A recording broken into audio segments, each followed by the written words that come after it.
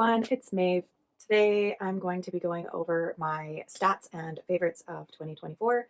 I know this video is going to be coming out a bit late, but I hope you guys are still interested and that this might be a little bit fun. So I'm going to, let's see, I'll scoot to this side so that I can actually have an image with all of my stats here. In 2024, I read and completed 99 books. It was one away from my goal of 100, which is kind of annoying, but I'm okay with it. I started the year with a goal of 75 books, and obviously I went over that, and so me not hitting my second goal of 100 isn't really that bad. It's just one of those annoying things when you're like one away from something. But I started and DNF'd 31 books last year, which I'm totally comfortable with. I am someone who thinks that there's way too many books in the world, and if you're not enjoying it, set it down. I am not someone who will DNF a book and will say, like, I'm never going to read it again. There are a handful of books that I do feel that way about, and then there are others that I feel like it wasn't the right time or I wasn't in the right mood. So a lot of those I could pick up in the future. My total amount of pages read for the year of 2024 was 37,609. Off of my shelves, because I had a goal of reading as many books off my shelves as possible. So I read 105 books off my physical shelves, and I also unhauled 49 books off of my physical shelves. My most read genre was fantasy, which isn't any surprise to me. Fantasy is my favorite genre. And yeah, those are my main stats. This year, I'm planning on keeping track of how much I'm spending on books. I am still trying to focus on reading down my physical TBR, and I have decided that before, where I was buying some used and some new books, this year I would like to only buy used books unless they are indie published. So if it's traditionally published, I only want to get it used. And I do have quite a few places where I can find books like that, and so I don't think that that's going to be too difficult for me.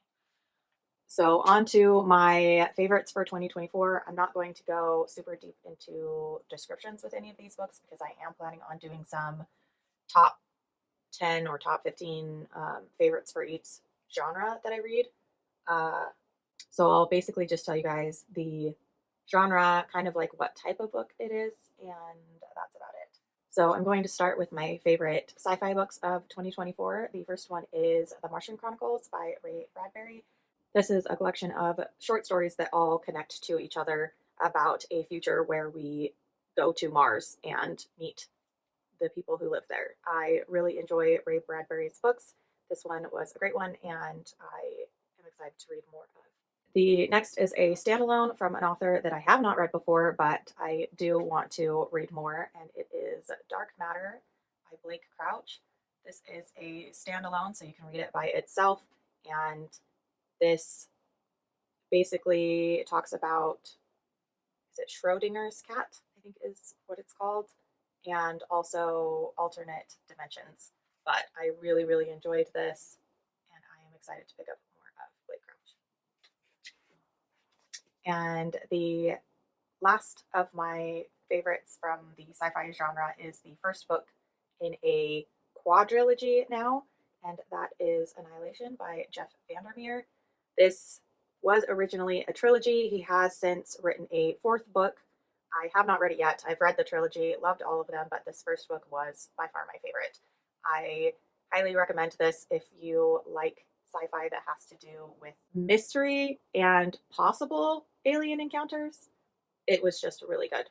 Next, we're going to talk about my top 3 fantasy favorites for last year. All of these are the first book in a series, and I have only read the first book in all of these series. So the first one is The First Girl Child by Amy Harmon. This has a kind of Viking-esque vibe to it. It has some really great political intrigue. It's got magic, and it has a disability rep, which I really appreciate.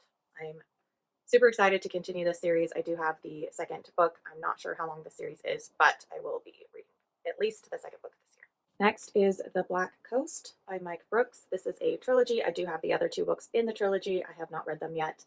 I really, really loved this book. This is a almost queer normative world. It's got dragons, but not the type of dragons that you would think.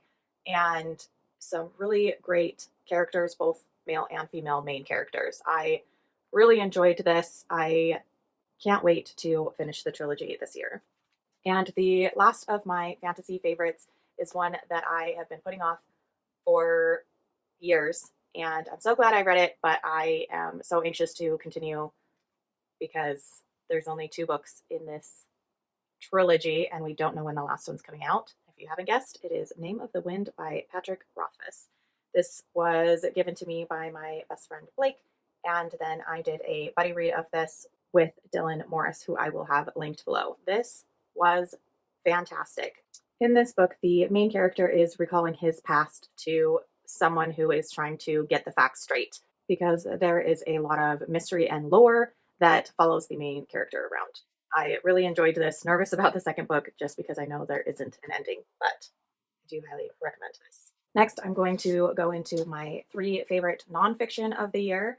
The first one is As You Wish by Cary Elwes. He was the actor that played Wesley in The Princess Bride.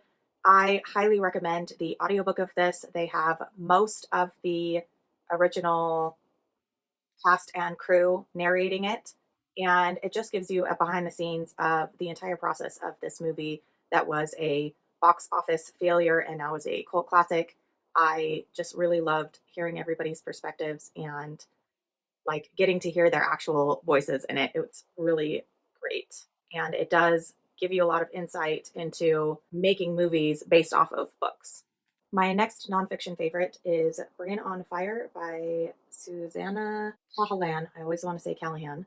So this follows Susanna and her doctors as they try to find a diagnosis for her ailments after a month-long hospital stay of which she has no memory of, and where she basically has woken up with the inability to speak or communicate in any way. This is a really difficult look into the struggle that many people face to get an actual diagnosis for certain ailments or illnesses of any kind, especially when doctors don't believe you.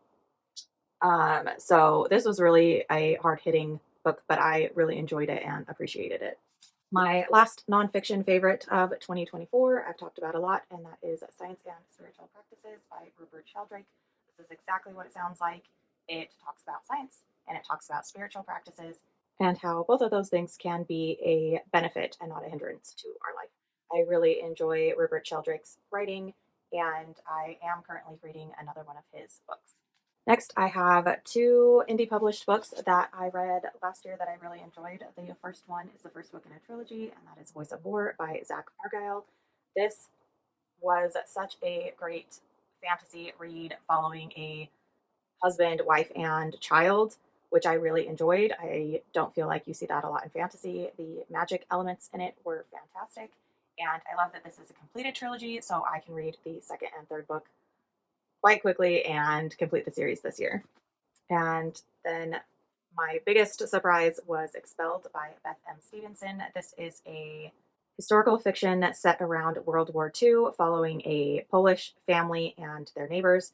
I just found this really intriguing. I don't usually read books that involve wars of any kind. I really struggle reading those kinds of things, but I really did enjoy this, even with the extremely tragic elements that were involved. And the last of my favorites of 2024 is a general fiction. I don't read a lot of general fiction, but this book was so good I could not add it to my favorites of 2024, and that is Razor Blade Tears by S.A. Cosby.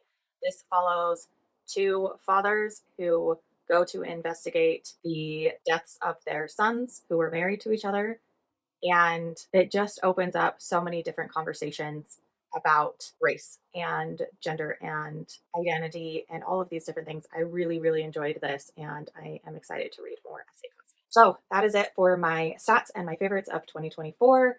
I hope you guys enjoyed this. What were some of your favorite books from 2024, and how many books do you want to read this year? Let me know in the comments down below. My favorite thing about YouTube is talking to you guys in my comments and in your comments, and I will see you all in my next video.